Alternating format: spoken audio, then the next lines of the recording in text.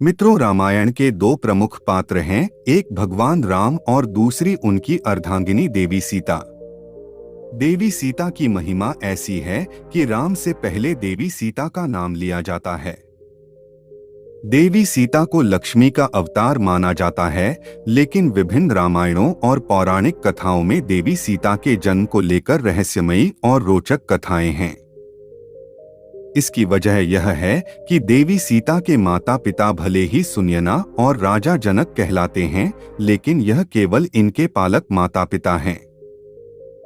इनका जन्म भूमि से हुआ है, इसलिए इनके जन्म के संदर्भ में कई कथाएं मिलती हैं। इनमें सबसे प्रचलित कथा वाल्मीकि रामायण की है। महर्षि वाल्मीकि ने अपने रामायण में लिखा है कि मिथिला राज्य में अकाल पड़ गया। ऋषियों ने राजा जनक से यज्ञ का आयोजन करने के लिए कहा ताकि वर्षा हो। यज्ञ की समाप्ति के अवसर पर राजा जनक अपने हाथों से हल लेकर खेत जोत रहे थे, तभी उनके हल का नुकीला भाग, जिसे सीत कहते हैं, किसी कठोर चीज से टकराया और हल वहीं अटक गया। जब उस स्थान को खोदा गया तो एक कलश प्राप्त हुआ जिसमें एक सुंदर कन्या खेल रही थी। राजा जनक ने उस कन्या को कलश से निकाला और उस कन्या को अपनी पुत्री बनाकर अपने साथ ले गए। निःसंतान सुनयना और जनक की संतान की इच्छा पूरी हुए। हल के सीत के टकराने से वह कलश मिला था जिससे सीता प्रकट हुई थी, इसलिए कन्या का नाम सीता रखा गया। रावण की बेटी थी सीता। देवी सीता से संबंधित एक अन्य कथा का उल्लेख अद्भुत रामायण में मिलता है। इस रामायण में लिखा है कि रावण ने कहा था कि जब उसके हृदय में अपनी पुत्री से विवाह की इच्छा उत्पन्न हो तो उसकी पुत्री ही उसकी मृत्यु का कारण बने।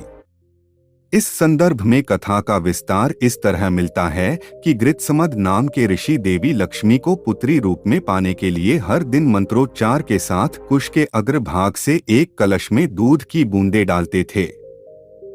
एक दिन जब ऋषि आश्रम में नहीं थे, तब रावण वहां आ पहुंचा और वहां मौजूद ऋषियों को मारकर उनका रक्त कलश में भर लिया। इस कलश को रावण महल में लाकर छुपा दिया।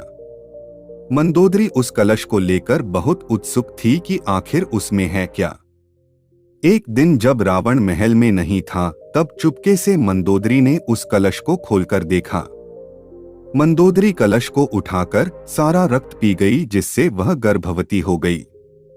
यह भेद किसी को पता न चले, इसलिए वह लंका से बहुत दूर अपनी पुत्री को कलश में छुपाकर मिथिला भूमि में छोड़ आई।